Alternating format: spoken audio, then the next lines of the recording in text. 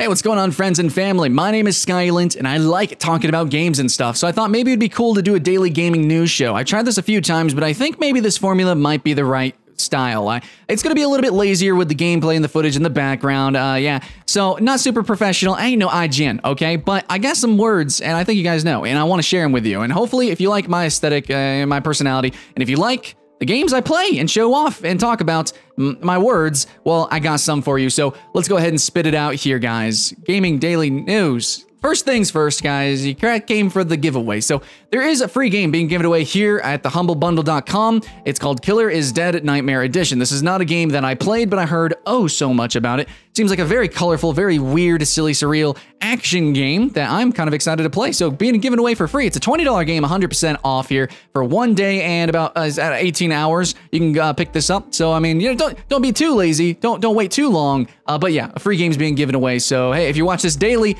boom, pow, we got some free games on the daily. I don't know if it's going to be daily. A lot of the websites do give away free games. I will mention it. But if you do want to actually check out some normal free-to-play games that aren't just giveaways, I actually have a whole channel called Free For All where I play IO games, free-to-play MMOs, MOBAs. You know, I keep up to date with the updates and stuff like that. Go check out that website. You know, we'll be talking about stuff that we'll be going in depth there just for free-to-play games because I'm passionate about that. You know, historically, I worked for Free MMO Station, so that's why I started that channel. So yeah, some news if you haven't heard.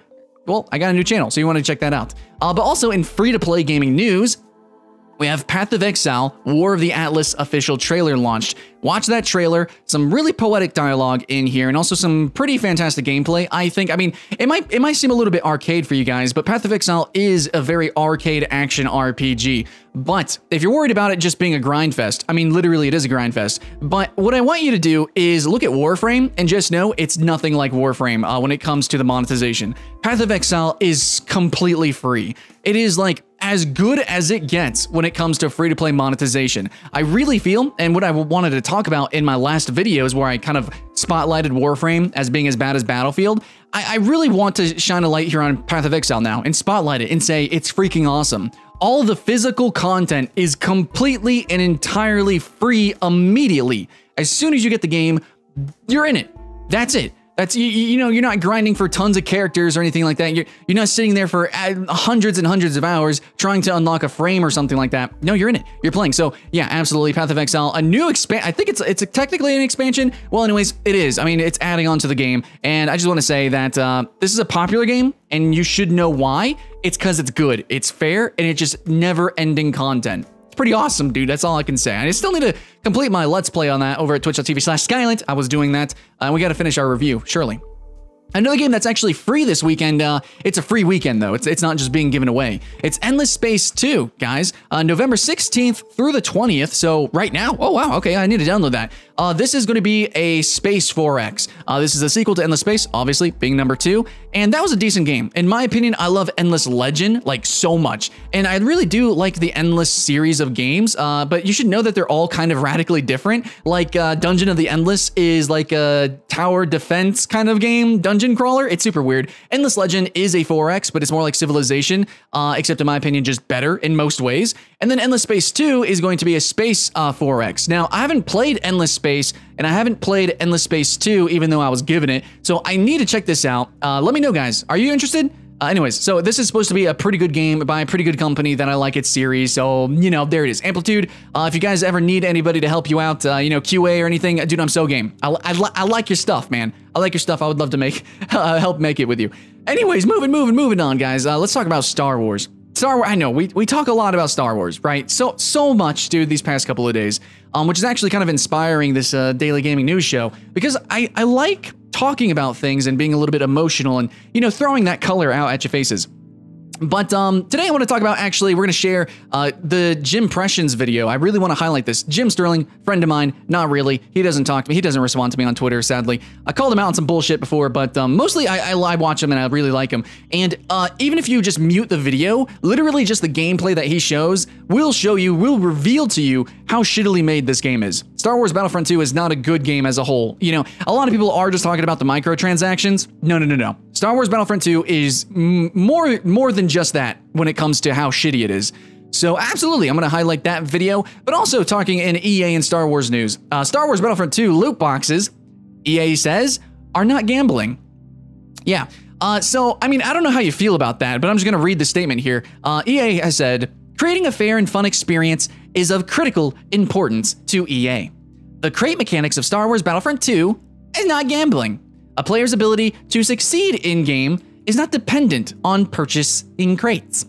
Players can also earn crates through playing the game and not spending any money at all. Once obtained, players are always guaranteed to receive content that can be used in-game. Yeah, I don't really think so. If you actually play free-to-play games like me, you, and everyone else, then you would know that that's not a good excuse. Just because eventually you can unlock everything in the game does not mean that it's not pay to win inherently, especially when it comes to games such as like Albion Online, like an MMO, where the guilds that, get a day early have a huge, almost insurmountable amount of experience and head start that you'll never pass them. You'll never catch up to them. It's GG. So there are some games where it's weighted a little bit differently, but I think in this type of game, it doesn't feel good, and that's really all it comes down to, is it doesn't feel good, and really you just shouldn't have these kind of mechanics regardless. Now, there's some debate over like games like League of Legends, where it's character unlocks versus character power. Yeah, but basically, I think, if you can just main a character and you don't have any like upgrades or anything that you're unlocking, then it's probably fine enough. Because yeah, you can just play that one character, get real good at them, and climb the ranks. But when it comes to stuff like this, where your loot boxes and the progression takes so long and the progression is so random and characters are objectively better and stronger than you as soon as you start the game, nah, dude, fairness is not of the most importance to you, EA.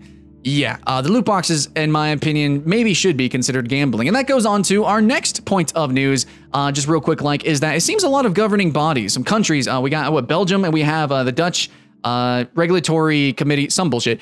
Really quick video series, by the way. Daily, come on, man. Give me some breaks. They are looking to investigate if loot boxes, and that's going to be from games like Battlefront 2 to Overwatch, if that is considered gambling. So I would love to know your opinion on that. Do you think Overwatch should be considered gambling as well as Battlefront 2? I got some thoughts and feelings. Sure, let's do that here. I think that it probably should, because I want to disincentivize developers from putting these sort of things in their games, even if it's purely cosmetics.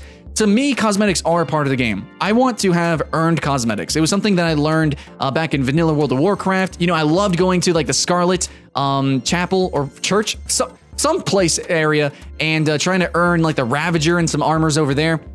I remember Halo 3, you had to complete Legendary and do a bunch of weird achievements to get the armors, and that really carried a lot of weight for me as a young gamer, and that really carried over. So I think that stuff is just objectively better versus just spamming a game and having RNG loot crates. It just doesn't feel as good.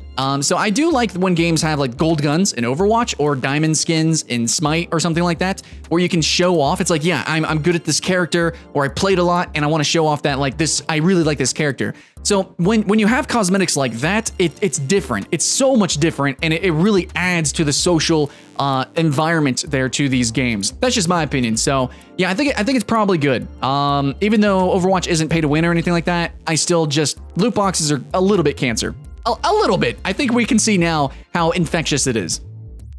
All right, next in news, let's talk about something a little bit lighter, shall we? Kind of, not really. Tannenberg is an open beta game, release trailer 2017 here. You can actually see that in the corner. The authentic Eastern Front World War I shooter Tannenberg has entered open beta on Steam Early Access, which is pretty cool. So you can actually clickety-click that. This is for the makers of Verdun, which some people have some mixed feelings about that. I believe the optimization wasn't great, but apparently Tannenberg is going to be way more optimized. Well, it's going to be more optimized, and it's going to be a more specific experience, probably. I think so. I think these games and these developers realize how niche they are, and that they should operate with that idea, with that concept. So this is going to be a very specific, authentic, focused First World War action game with 64 players. So basically Battlefield, but maybe more with an emphasis on realism versus being arcade. I don't actually know that. I have to jump into the game, or if I can get a code, devs, that'd be great. It's 18 bucks if you want to get into it, or you can just check out the trailer and do that. But again, very niche game, but I wanted to mention it because I think it's a cool. I think it's cool stuff. Okay, that's just me. All right. So yeah, next up we have Master X Master is shutting down. Master X Master says farewell. So I'll just read you the first paragraph of their response here. There's no easy way to say this, but regretfully, we will be discontinuing our service for MXM with the final day of the game's life to be January 31st. Deciding to close the game is not a decision we come to lightly, but ultimately it came down to a matter of business. We explored several options, but none of them were sustainable, and we truly believe that Master X Master is special and offered a lot of new ideas to change up the MOBA genre, but in trying to carve out a niche for itself, we failed to connect with players. And my response now to that, because Master X Master was a game that I actually did a promotional video for, and if you know me, you know I refuse 90% of my promotional stuffs. Master X Master was a game that I actually enjoyed, and I thought it was unique, which I weight pretty high. Because it was a game where you played as two characters at the same time. You hot swap between them, and you had an action RPG dungeon diver mechanic, sort of. Like it was mainly an action RPG, but then you also had a couple of different game modes, like you had mini games and stuff. So it was like a party free-to-play game. And then it also had like 2 MOBA modes. So there was a whole lot going for Master Master, and it had a lot of characters, which also spanned between different NCSoft games. So you had like Ritlock from Guild Wars 2, and you had some Bleed and Soul characters in here with a few original characters.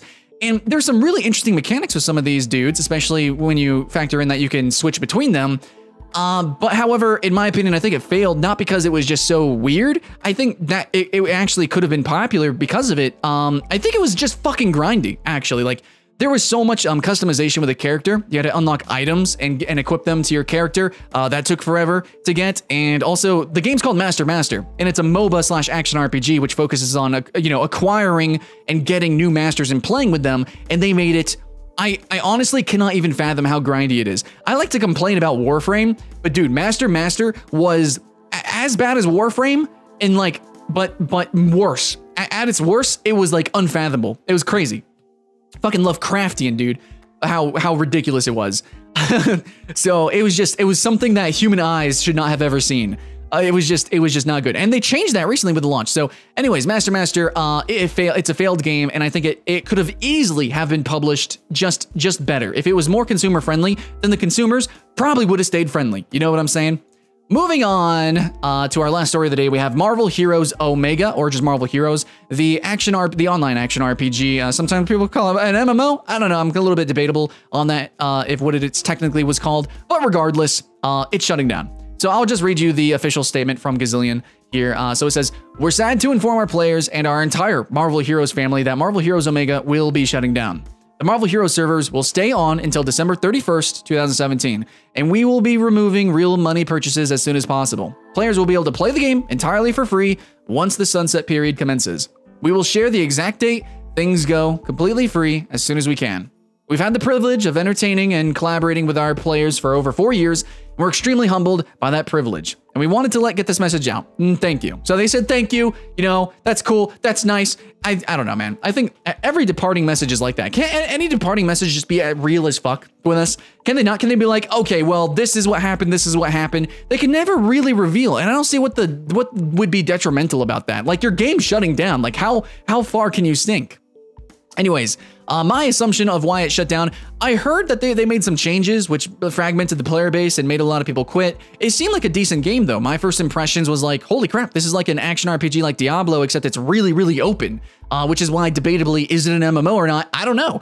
It was like very open. I don't know how much it focused on instance dungeons endgame, but like the leveling and everything had open areas and there was open dynamic events, if I'm not mistaken.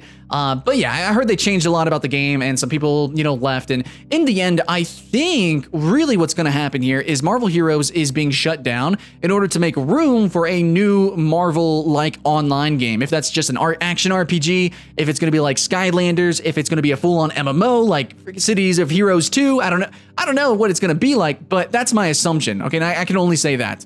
So kind of tragic, and probably EA is going to be the one behind it, but yeah, another free-to-play game shut down. Again, though, if you guys want more free-to-play news of, games not getting shut down and coming out, new games, and you want to see me playing them, you can go over to Free For All and subscribe there. We got that going on. We just did a video on the new character in Paladins. So I got to do another video on Path of Exile over there. But yeah, that's going to be the gaming news that interested me today that I wanted to talk about. I kind of jabberjawed you guys. You're probably deaf-eared now, but if you could still hear me, friends, just let me know in the comments below, what your thoughts and feelings on a couple of these stories and what I said about them, my opinion, your reaction to that, but also this video format. Do you want more of this? Is it cool? I mean, I really, basically, I kind of want to do this because I like talking and I like, being on friendly terms with the YouTube algorithm, but also I like showing off weird indie games. And so in the background of these videos, I would love to play some weird indie games because I get free keys all the time and, people want me to show them off.